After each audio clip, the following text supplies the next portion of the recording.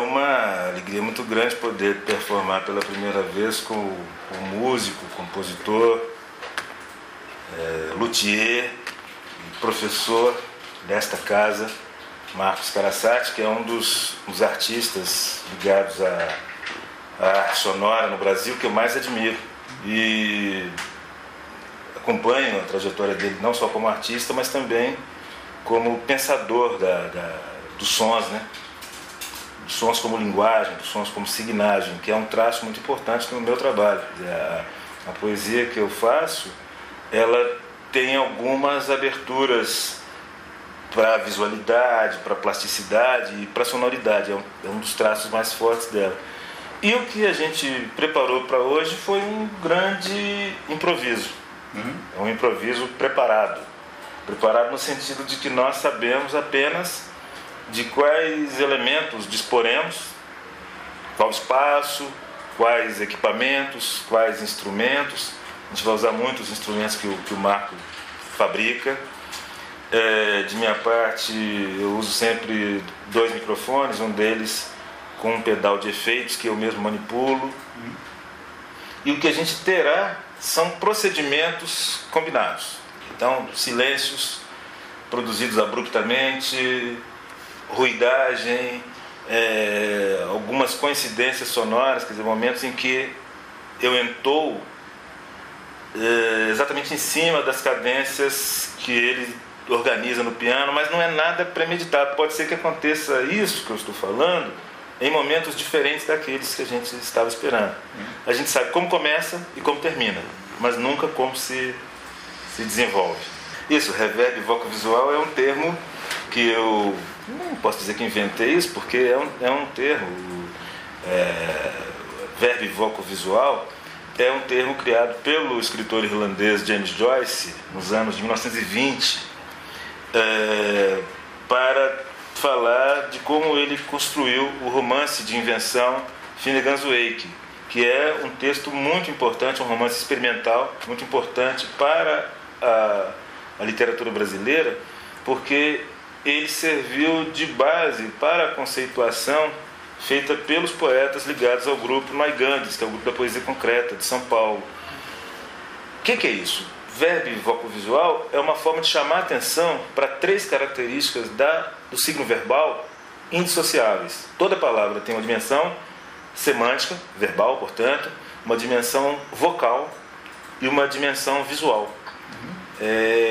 O que a poesia concreta fez, e eu como herdeiro dos procedimentos técnicos formais e conceituais da poesia concreta tentei me apropriar, o que ela fez foi agudizar isso, trazer isso o mais próximo possível da experiência sensível do leitor, do espectador. Quer dizer, já não é possível, desde a poesia concreta, que é dos anos 50, não é possível se aproximar do texto poético de forma ingênua, como se ele apenas tratasse de coisas etéreas, de coisas divinas, de coisas superiores à nossa experiência mundana.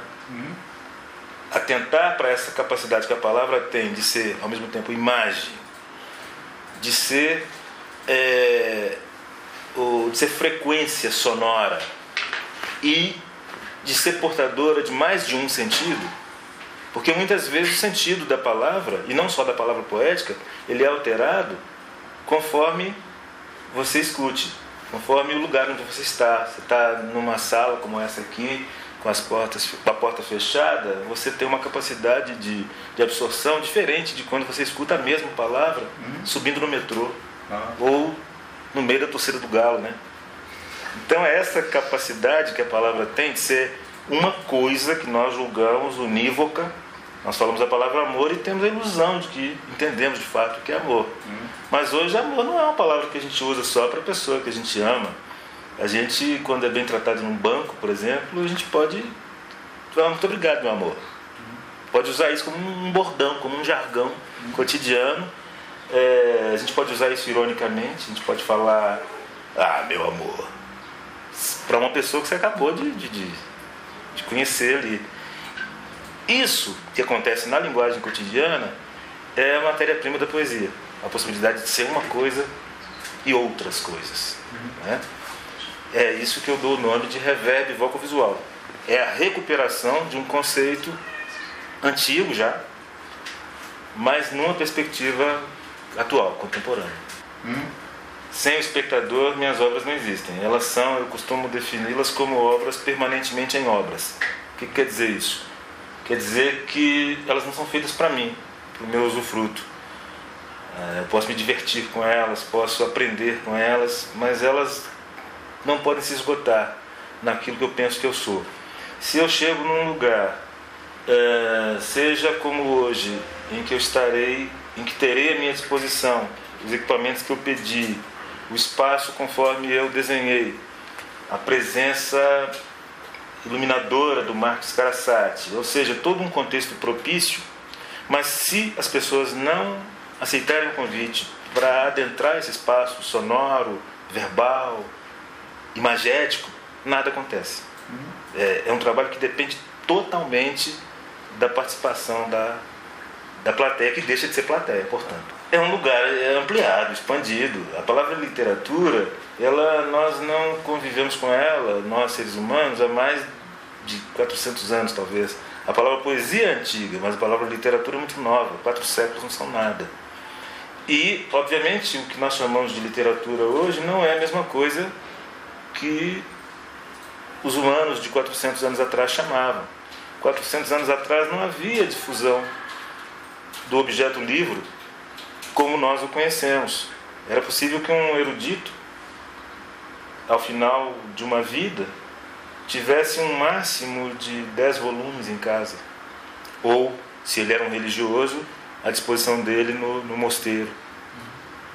Então, hoje nós vivemos uma etapa da cultura de difusão massiva do objeto livre, como parte de uma indústria que ele é. E o meu trabalho não escapa a isso. Ele não tem dimensão massiva, mas ele participa desse mesmo ambiente.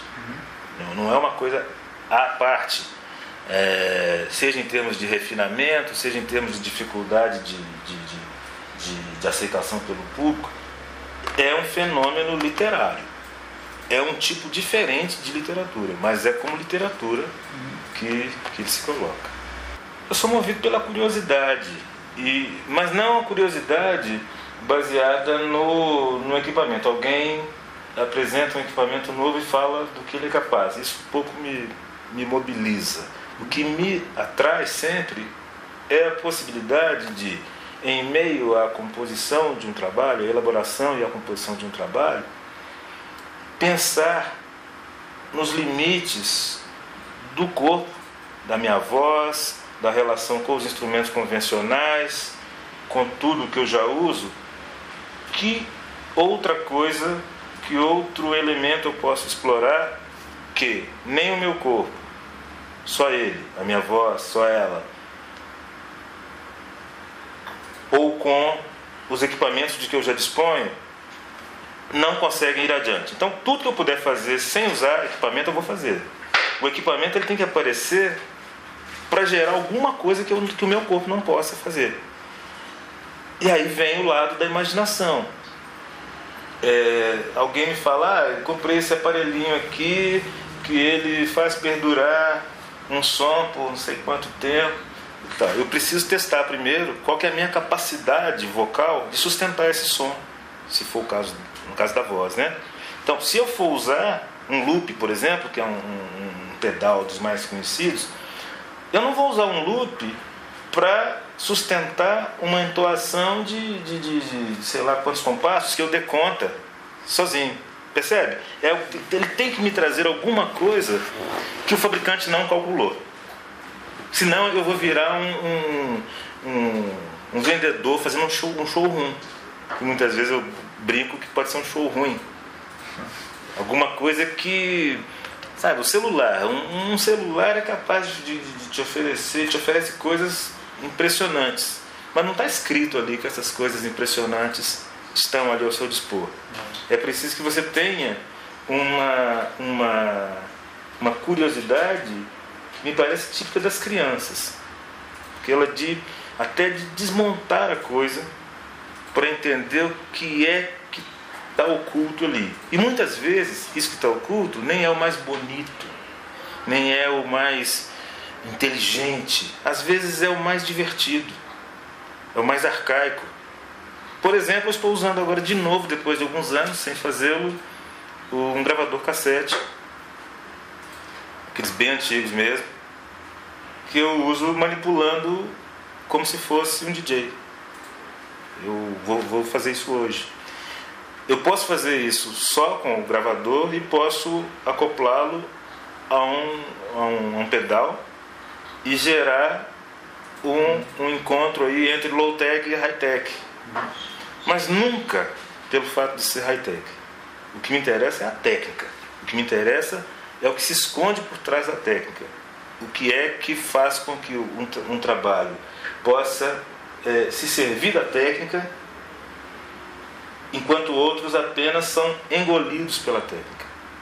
Porque técnica por técnica, hoje você vai num show de pagode, de música sertaneja, do que for, você vai encontrar tecnologia de ponta. A questão não é a tecnologia de ponta, mas sim o que você pode fazer com ela em termos de ampliação da percepção humana.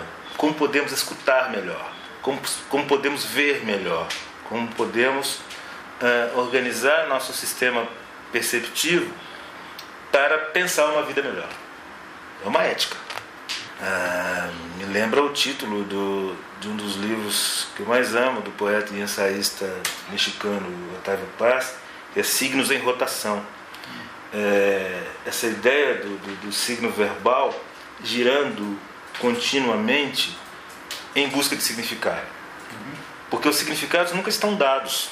Eles precisam de quem os leia, de quem os reconfigure, de quem os redistribua, para que eles são definidos coletivamente. Ninguém é dono de signo nenhum. O maravilhoso da linguagem é isso: nós não somos donos de nada, nós somos um elemento a mais na elaboração da linguagem. Então, palavras em deriva me lembra signos em rotação. Obrigado. Eu agradeço.